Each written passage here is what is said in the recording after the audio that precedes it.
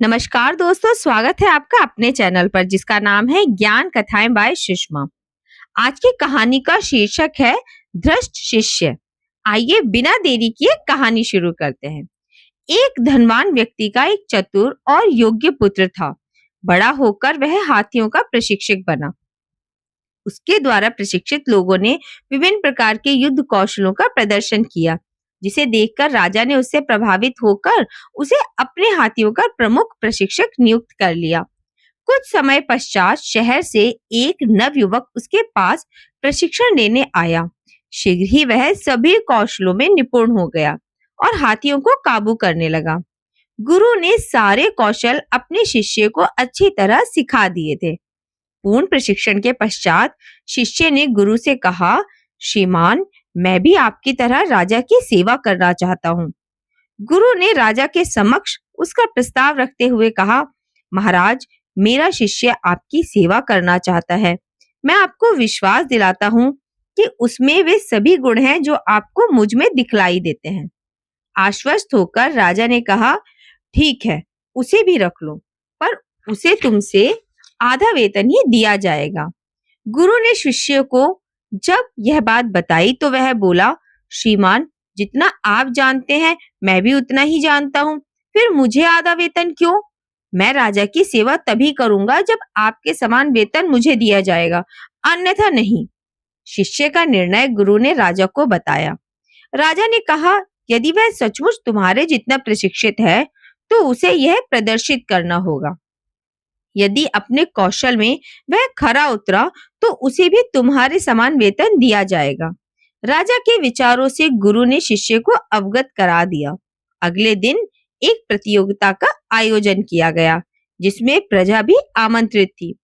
शिष्य अपनी योग्यता के प्रति आश्वस्त था। गुरु भी यह जानता था कि शिष्य भली भांति प्रशिक्षित है, फिर भी बुद्धि और विवेक में गुरु तो गुरु ही था। उस रात उसने एक विशेष हाथी को अलग चालें सिखा दी। उसने हाथी से कहा, जब मैं कहूं आगे बढ़ो तो तुम पीछे जाना, जब मैं कहूं पीछे जाओ तो तुम आगे जाना, जब मैं कहूं उठो तो तुम लेट जाना, और जब कहूं लेट जाओ तो खड़े रहना। जब मैं तुमसे कहूं पकड़कर खड़े रहो तो तुम उसे नीचे रख देना, और जब मैं कहूं इसे नीचे रख दो तो तुम उसे पकड़े रहना। अगले सुबह निर्धारित स्थान पर सभी एकत्रित हुए। गुरु और शिष्य अपने अपने हाथियों पर सवार होकर राज दरबार पहुंचे। शिष्य और हाथी के कौशल को देखने आए दर्शकों में मैदान पट गया। राजा आए और प्रदर्शन प्रारंभ हुआ।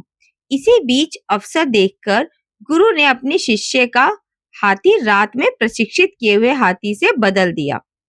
शिष्य इस बात से अनभिज्ञ था। दर्शक हाथियों के कौशल को देखने के लिए अत्यंत उत्सुक थे। प्रदर्शन प्रारंभ होने पर शिष्य ने हाथी से आगे बढ़ने के लिए कहा तो वह पीछे हटा। पीछे जाने के लिए कहा, हाथी आगे बढ़ने लगा।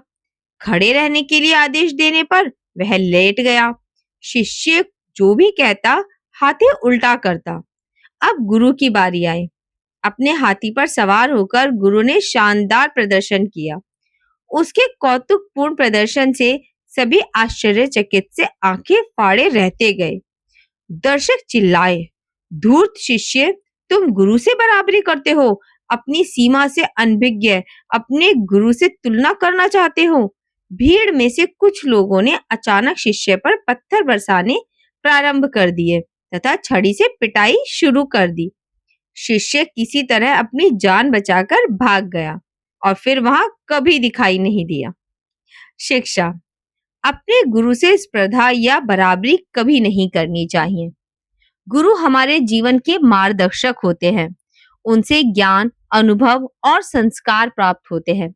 जो शिष्य अपने गुरु से स्पर्धा करता है वह अहंकार में डूब जाता है और ज्ञान से दूर हो जाता है।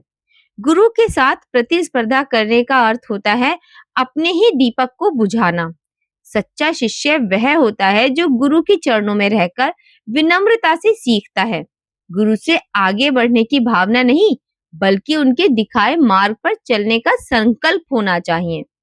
तभी जीवन में सच्चा विकास और सफलता संभव है।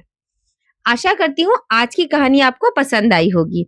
अगर आज की कहानी आपको पसंद आई हो तो कहानी को लाइक करें, चैनल को सब्सक्राइब करें, उसके साथ दिए गए बेल आइकन को भी जरूर प्रेस करें, जिससे हमारी आने वाली नई कहानियों के अपडेट्स आपको मिलते रहे। जल्द ही मिलती हूँ एक नई कहानी के साथ। धन्यवाद।